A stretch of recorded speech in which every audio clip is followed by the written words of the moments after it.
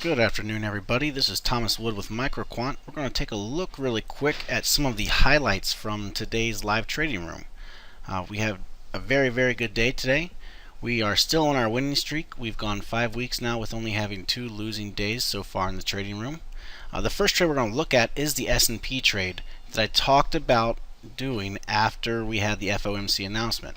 Remember, I said we're going to watch, we want to see it rally up, and we want to look for a shift in momentum to get short. Well, if you also follow along with the candlestick reversals that we trade, we had that yellow jacket doji on this hourly basis right there. We also had a significant lower high on our momentum. So we had a double bearish divergence on our momentum indicator with higher high prices and lower high momentum. So we get short right here at the top of the open of the second bar after our doji, which is our reversal. And then you move your stop to break even as soon as you break through this 8 EMA. So you could be looking to potentially take profit if you did take this trade. That's what I would be doing. Like we said, we did say it was going to do exactly this. We said it was going to rally up, stall, and then reverse. The next one we're going to look at is gold. This is a couple trades we could have done today. Some people in the trading room actually took these trades. We did highlight them. We had a bearish divergence on this 30-minute chart with an overvalued price. So we had overvalued price here with a lower high indicator reading, lower high histogram reading. And I know a few different people in the trading room took this trade and actually locked in profits at significantly undervalued right there. We had another opportunity right after FOMC to have gotten short gold again on this 30-minute basis, where we jumped right back up into this moderately overvalued price range.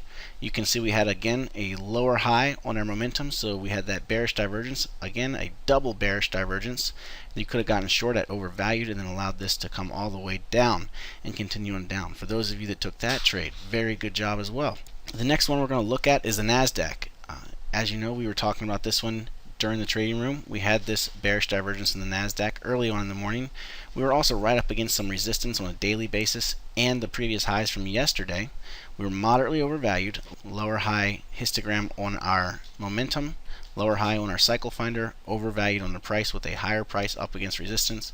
We got short, and you could have covered down here when we saw a shift in momentum to the upside right before we had the FOMC announcement. As you know, we like to get flat before these news announcements and then trade after the announcement, trade the momentum changes. The second opportunity we had with the Nasdaq, if again you were trading that bounce I was talking about where the FOMC we were going to bounce and then reverse, that was again after the trading room. But here you had that yellow tip doji, which is one of the reversal patterns we talk about in the candlestick reversals. We also had again weakening momentum. So you were overvalued, yellow tip doji, weakening momentum. You had your opportunity to get short right there, and then you'd still be in that trade with a very good profit. Now the last example we're going to show you, that we got this at the very top, basically got in at the very bottom and did extremely well trading crude so far today. You see, we talked about yesterday in the webinar this yellow tip doji pulled away from an 8 EMA on a daily basis, which is one of our candlestick reversal patterns that we trade. So we said buy potentially at the open of this bar right here. So today's open, we went long, we locked in the gains on that trade. Where we got out of that trade on a 30-minute basis, you can see this is where our entry was yesterday. If you opened up the trade today at the open of today's, you got in right about 85.75. But you see we went to exit, we were moderately overvalued. We also had that yellow jacket doji, that reversal pattern, went to get out right before the news announcement at 10:30. After the news announcement, we wanted to trade the breaks. We wanted to trade it back to the upside because we're still bullish. We've been bullish crude oil for quite a while now. Based off this channel, we're looking for crude to potentially rally up to around $90 a barrel, retest that area.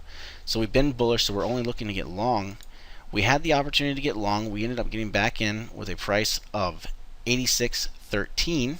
If you take a look on this 1-minute chart, this is where we got back in, right at that blue arrow. The reason we got in, we see we had that really big sell-off after the news announcement at 10:30. And then we looked at our momentum indicator and we were looking for divergences and we were looking for a shift in momentum direction. So the first divergence was this lower low price right here with a higher low histogram. So then we started looking and we saw a higher high on the indicator. So we saw the indicator break above this previous high right here. We got long in fair value at right about 86.13.